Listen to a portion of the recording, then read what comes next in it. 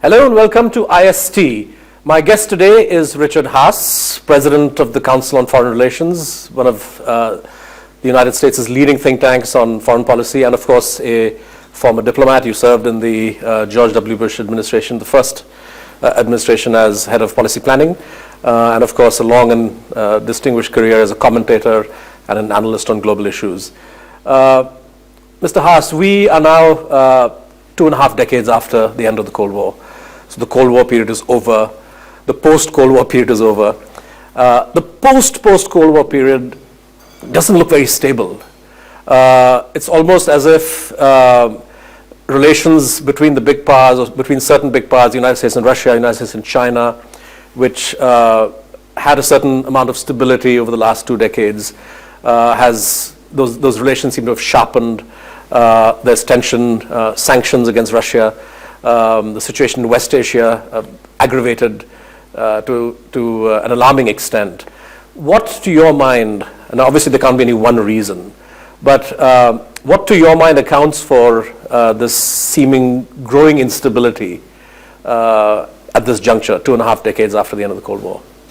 Well, there's several things going on. One is you're seeing the distribution of power change. It's not as concentrated, say, in the hands of the United States as it was 25 years ago. That's one big thing.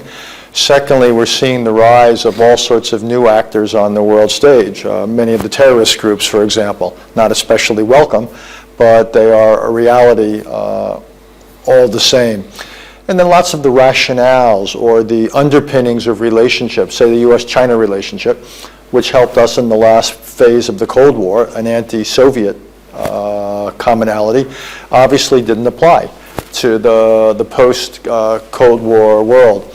Or in the case of Russia, there's different dynamics that have complicated things. But look, history doesn't end. It didn't end with the Cold War. And what we see rather is its continuity. So you have constantly changing balances of power. You have domestic troubles which have implications for foreign policy. You've got a rise of nationalism where we're seeing in the world. So essentially we're seeing the continued playing out of history. But central to the growing instability in the view of many people, and also to a certain extent what you've written in your article, Unraveling for Foreign Affairs, is the sense that the role that the United States could have played in international politics has also contributed, or the role that the US chose to play has contributed. I've for long believed that the US has, as a hegemonic power has declined, it has quasi-hegemonic power. So it has the ability to disrupt existing arrangements by intervening, say, somewhere, by the use of force, pushing for regime change. But it doesn't have the ability to impose its own will in terms of creating a new order. You referenced Hedley Bull in your piece, seminal piece in Foreign Affairs, where you said, of course, how any era is defined by the clash between the forces of order and the forces of disorder, and you defined forces of order, you said they would include actors committed to existing international rules and arrangements and to a process for modifying them. And the forces of disorder are those who reject those rules. Where does the United States fit? Is it a force for order or a force for disorder? Looking at the record over the last decade and a half. Well, the United States is mostly a force for order.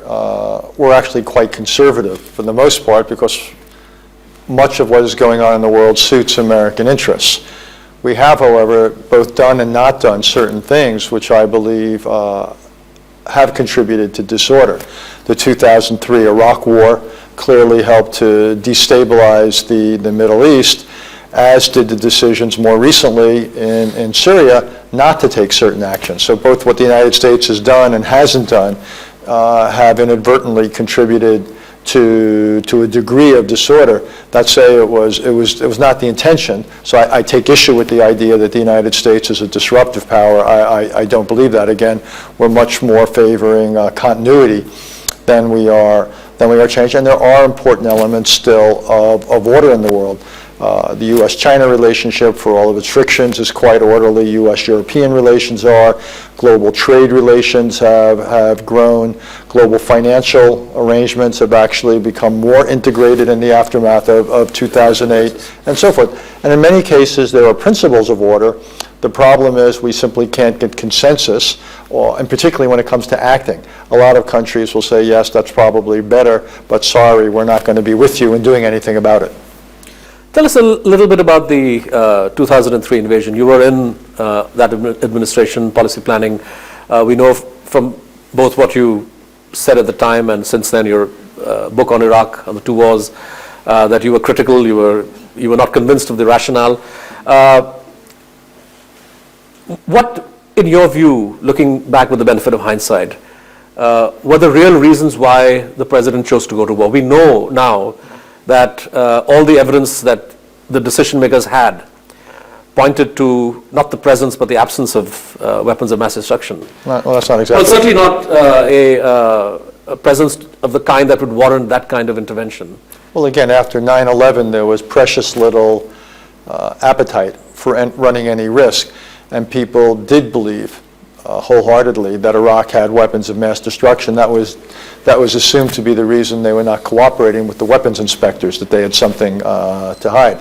That obviously proved to be erroneous, but that was the assumption at the time. I think more broadly, people in the administration also thought that Iraq could be transformed, and that if and when it was, that would lead to, more broadly, a positive transformation of the region, that essentially Iraq would set an example and establish a momentum that other countries in the region couldn't resist, and you would end up with a far more peaceful, far more democratic region than was the case before. Again, that turned out to have been badly flawed, but that was the going-in assumption.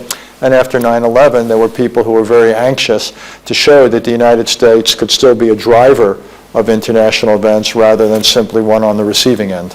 But wasn't there ample evidence to suggest that many of the claims of the existence of weapons of mass destruction, in some cases evidence was fabricated, known to have been fabricated? That's all in retrospect. At the time, for example, when Secretary Powell spoke before the United Nations Security Council, it was both broadly and deeply believed that Iraq did have weapons of mass destruction. It was simply not cooperating with the UN weapons inspectors. Only subsequently did people learn that that was not the case. And what was the level of discussion and debate? I'm sorry to go back so far in history, but since you served there, this is an insight you could give us. To what extent was it possible to voice one's doubts and to have a debate on whether going ahead with an invasion of this kind was the right thing to do? Not as much as there should have been, and not as much as I would have liked. I was clearly an outsider, and I believe that the administration essentially did not structure the decision-making, so there was sufficient opportunity for dissident voices to be heard. And it's actually a good lesson, an expensive lesson, but a good lesson, that it's important, even if there's strong views amongst the leadership that a certain course of action is right, whenever the consequences are potentially so large, it's wise, I would argue, to make sure that the skeptics have their day in court.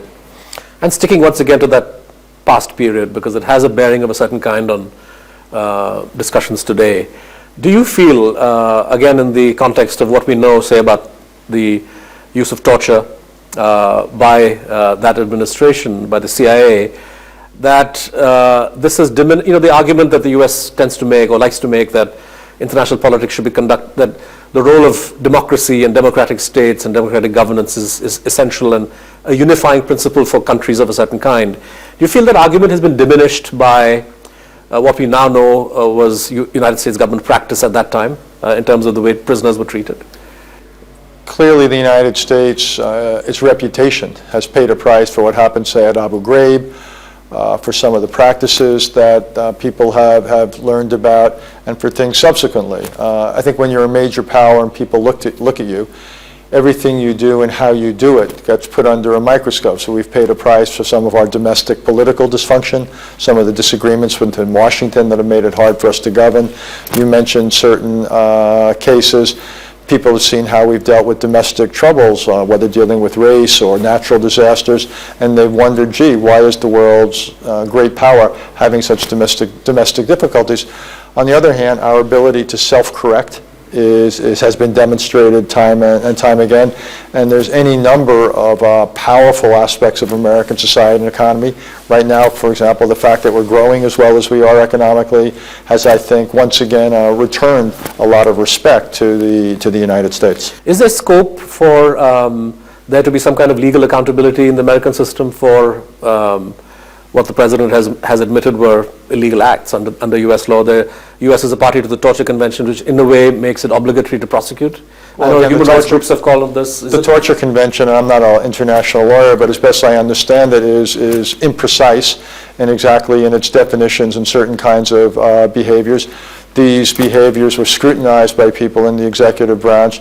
So in my own view, there will not be legal proceedings. That's also what the president has stated. I think the real question, quite honestly, is one of policy going forward, and there's a wide debate. There's not consensus on exactly what certain interrogation techniques, what sort of information it produced, and whether that information was of value. Right, but I suppose it makes the argument that much more difficult when you say if the United States were to point fingers at X regime or Y regime, saying that you torture people, it becomes harder for the U.S. to sustain the argument if it doesn't want to prosecute. We'll probably have to again agree to disagree here. The United States used certain types of interrogation techniques in a very particular context after 9/11. This is not done as a matter of a common policy. It was done in very few cases under very extreme situations with considerable oversight. Other countries use certain types of physical techniques, shall we say, to be careful. Right. They use it as a matter of course. And so I don't think there's anything comparable in that. Right, fair enough. We'll take a break now. When we come back, we will have a discussion on US-China and US-Russia and the wider set of issues that raises. Do stay with us and come back after the break.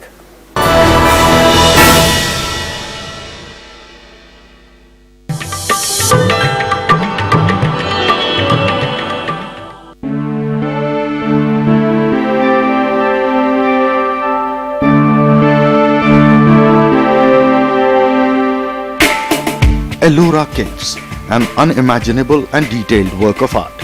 The finest example of rock cave temple in India with 34 caves. Built by the rulers of the Rashtrakuta dynasty between 350 AD and 1000 AD. Striking sculptures and murals are the hallmark of the caves. The Kailash temple is the largest monolith structure of the world, an impressive 15-feet statue of Buddha seated in two-story structure of stupa with all the grace. It took about 5 centuries to complete the structure, made with 200,000 tons of rock.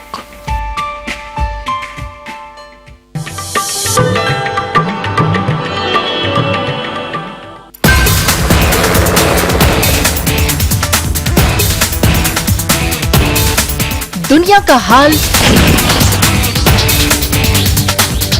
राजनीति की चाल,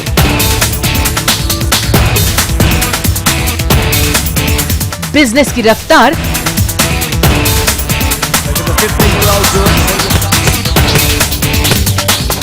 खेल का धमाल, दिन की शुरुआत खबरों के साथ। देखिए हर रोज सुबह 9 बजे सिर्फ राज्यसभा टीवी पर।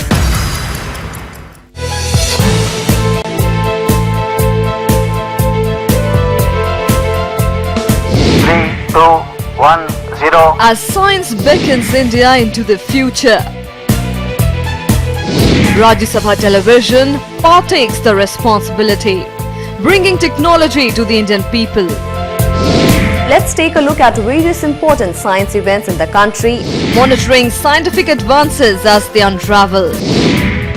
Intergovernmental Panel on Climate Change has proposed a complete ban on fossil fuels. Welcome to Eureka. Interviewing the country's greatest minds. Project the power of science to benefit and transform India. Rajya Sabha Television, democracy at work.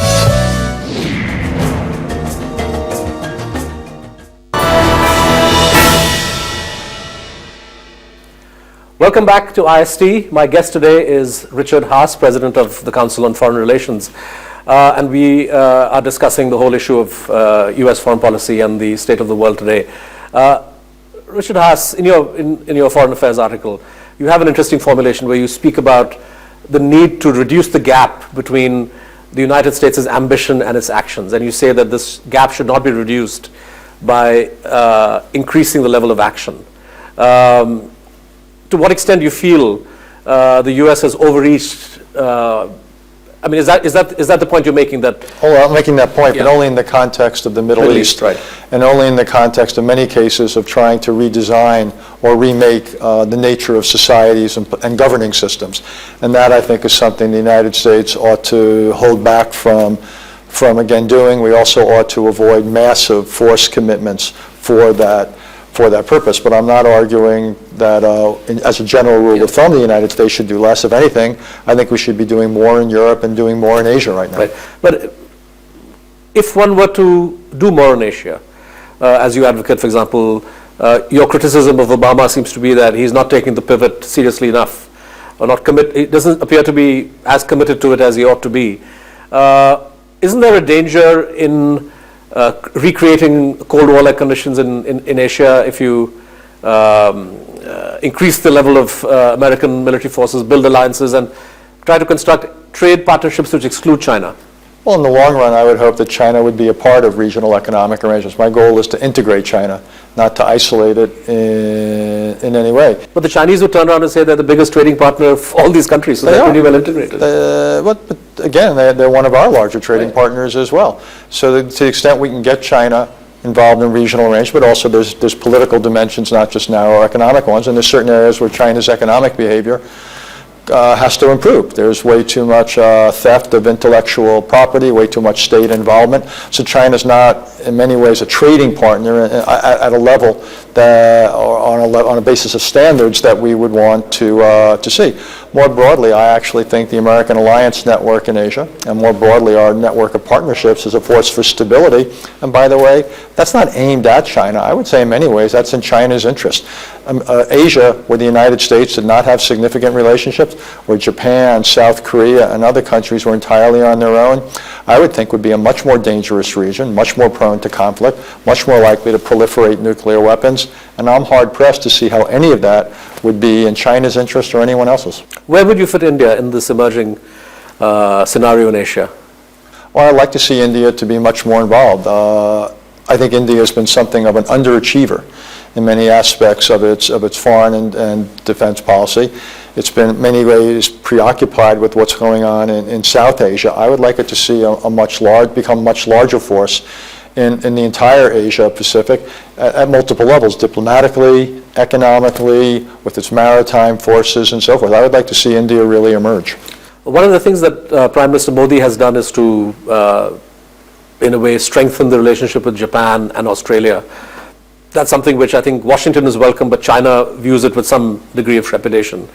Coming back once again to this idea, do you think that benign though these arrangements may be in the minds of those who are embarking upon them, there is a danger of triggering reactions that become unpredictable from the Chinese? I don't think so. Again, these arrangements are not aimed at China. They're meant to keep stability in the region, which is very much in the interests of the Chinese leaders who want to continue to focus on their economic and domestic challenges. The United States has a decent relationship with China. I would like to see that relationship improve. There's a very dynamic part of the world. And it's a part of the world that mostly lacks diplomatic and political military structures, say, compared to Europe. It's the part of the world with any number of territorial disputes that in many cases have been sitting there for 50, 60, 70 years. You've still got the divided Korean Peninsula and nuclear weapons in the hands of a reckless regime. So there's lots of reasons to be concerned about this part of the world. And again, the fact that the United States has a physical presence, whether it's diplomatically, economically, or militarily, I think is one of the reasons that Asia has been as successful as it has been.